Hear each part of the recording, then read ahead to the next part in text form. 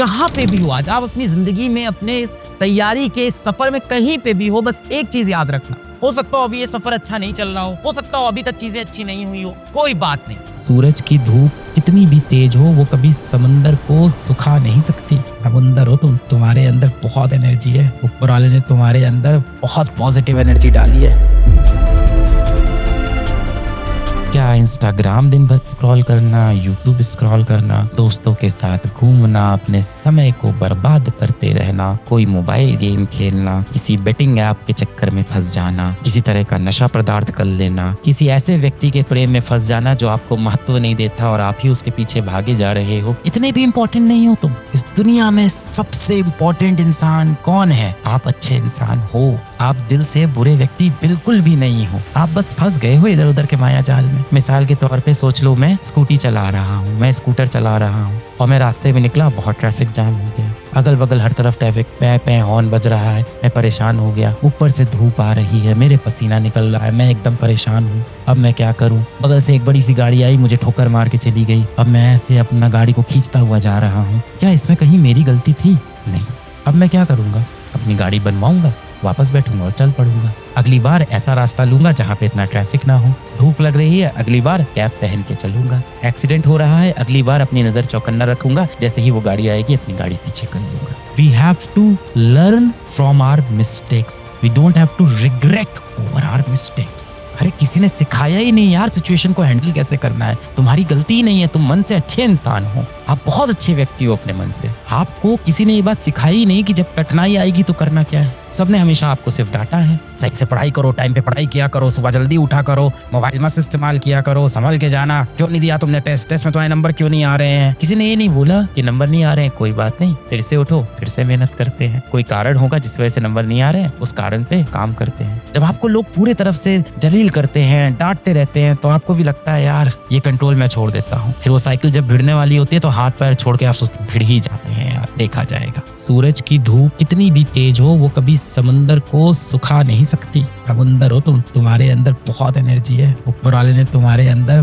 बहुत positive energy डाली है। जीवन में पहली बार आपने कोई सपना देखा होता है, उस सपने के पीछे इतनी तेजी से भाग रहे होते हो। पहली बार किसी भारत के लेवल के कंपटीशन में बैठते हो, पहली बार आप किसी इतने बड़े कंपटीशन में बैठते हो, पहली बार आपको इतनी उम्मीदें होती हैं। 2 साल तक आप उस रेस में भागते हो, लास्ट में सपना जब टूटता है तो संभालना थोड़ा मुश्किल होता है। Consistency is the thing. मन भाग के कहीं और चला गया, 2 दिन खराब हुए, कोई बात नहीं। 2 दिन खराब होने के बाद ये मत सोचो कि ये हफ्ता खराब कर लेते हैं, मंडे से शुरू करेंगे, ये नहीं। 2 दिन खराब हुए, तीसरे दिन कम बैक करना है, मन को खींच के वापस लाए, तीसरा दिन अच्छा किया। 3, 4, 5, 6, 7 दिन सही हुआ, 8वां दिन फिर खराब हुआ। अब ये नहीं कि 3 दिन का गैप लेंगे फिर सही करेंगे, अगले मंडे से सही करेंगे, 1 तारीख से सही करेंगे, उसी वक्त चलो वापस आते हैं। कोई बात नहीं, आज 7 घंटा नहीं पढ़ पाए तो आज 4 घंटा पढ़े, कल पढ़ लेंगे वापस 7 घंटा। कोई बात नहीं, कल भी 5 घंटा ही पढ़ पाए, कल पढ़ेंगे 7 घंटा। पर गिव अप नहीं करना है कि आज मैं 7 घंटे नहीं पढ़ पाया, सिर्फ 1 घंटे पढ़ रहा हूँ, उससे अच्छा ना ही पढ़ूं। मन में यही आता है ना, हमारा मन ऐसे ही शैतान है एकदम। हमारी इंद्रियां जो बनाई गई वो ऐसी ही बनाई गई जो हमें भटका दे। ये हमें ऊपर वाले ने ऐसे ही बनाया है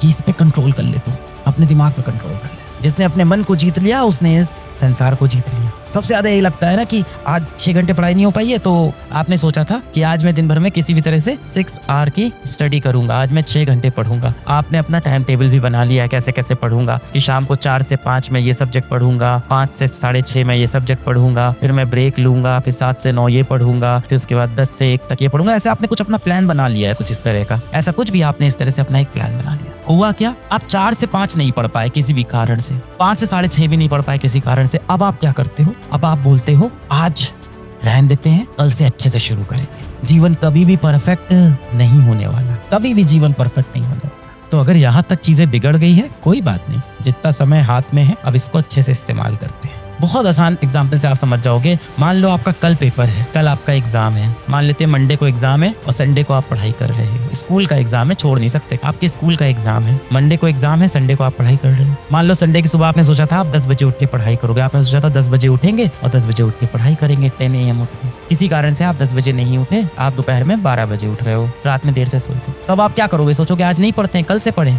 ऐसा तो नहीं करोगे, आप 12 बजे से पढ़ना शुरू कर दोगे, जितना समय बचा है उसका बेस्ट यूटिलाइजेशन करोगे। यही तो करते हो ना उस समय। यही अप्रोच रखनी है बेटा। थोड़ा समय खराब हो गया तो उसको लेके अब रोना नहीं है। मैंने कितनी बार बोला है कि जो आपके अतीत में बीत गया है, जो आपके पास्ट में बीत गया है, उसको अब आप नहीं बदल सकते। उसके बारे में परेशान होने से कोई फर्क नहीं पड़ने वाला आपके आने वाले जीवन में। पर आपका भविष्य आपके हाथ में। अपने बीते हुए कल को आप कभी भी सुधार नहीं सकते। जो पल चला गया, जो वक्त चला गया, वो चला गया, अब वो सुधर नहीं सकता। पर आपका आने वाला कल आपके हमेशा हाथ में है, उसे आप सुधार सकते हो। यदि तुमने अपना आने वाला कल सुधार लिया तो तुम्हारे बीते हुए कल में क्या हुआ था तुमसे कोई पूछने वाला नहीं है। इस जीवन में सबसे पेनफुल चीज क्या है? इस जीवन में सबसे दर्दनाक चीज बेटा ये नहीं है कि कोई लड़की आपको छोड़ के चली गई। इस जीवन की सबसे दर्दनाक चीज ये नहीं है कि आपके पास कोई महंगा फोन नहीं है। इस जीवन की सबसे दर्दनाक चीज ये नहीं है कि आप किसी एग्जाम में फेल हो गए।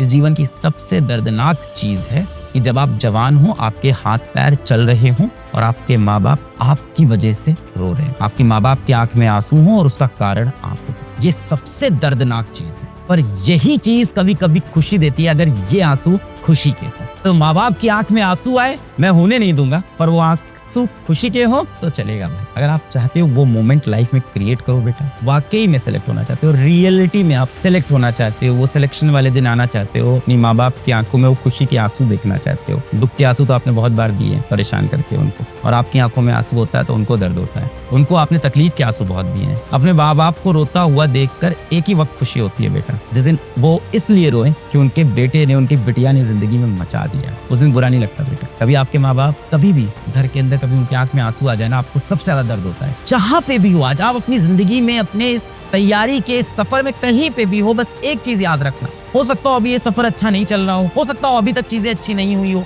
आप दिन भर बैठ के उन्हीं चीजों को मत सोचो। बार बार मत सोचो कि अभी तक क्या नहीं हुआ, अभी तक क्या नहीं हुआ, अभी तक क्या नहीं हुआ। क्या कल आपकी मृत्यु होने वाली है? पता नहीं, पर ऐसा कुछ आपको प्लान तो नहीं है ना कि आपको कोई जानलेवा बीमारी नहीं है। आपके हाथ पैर चल रहे हैं, आपका दिमाग चल रहा है। क्या आपका एग्जाम कल है? नहीं है। क्या छूट गया? इसको मत देखो बेटा, क्या बचा है ये देखो। आप अभी इसी वक्त पे बेटा take time is equals to 0। आपके लिए ये प्रॉब्लम अभी शुरू हुई है। अपना time t is equals to 0। इस समय कोई बात नहीं। पिछली बार शंख बजा था, आप नहीं लड़ पाए थे, फिर से एक बार युद्ध का शंख आज बज चुका है। Set time t is equals to 0 अभी कर दे भाई, और दिल से यार, सच्चाई से, ईमानदारी से। जब ईमानदारी ना आए भाई, माँ बाप के बारे में सोच, दिल में ईमानदारी अपने आप आ जाएगी। उनकी मासूमियत के बारे में सोच, तेरे लिए कितना अच्छा सोचते हैं ये सोच, इनोसेंस के बारे में सोच। दूसरी चीज बेटा, आंधी आए, तूफान आए, बरसात हो जाए, बाढ़ आ जाए, आप जब एक दिन छोड़ रहे हो तो आप ये समझना आप कंपटीशन में कितना पीछे जा रहे हो, ये दिमाग में डाल दो। तीसरी चीज बेटा, डीपीपी नहीं की सिलेक्शन नहीं होगा। और चौथी आखिरी चीज, टेस्ट दिया तो सिलेक्शन कंफर्म। एक और चीज होती है, बहुत इंपॉर्टेंट होती है, बहुत ज्यादा इंपॉर्टेंट होती है, विच इज रिवीजन, जो कि आप में से कोई नहीं कर रहा होगा।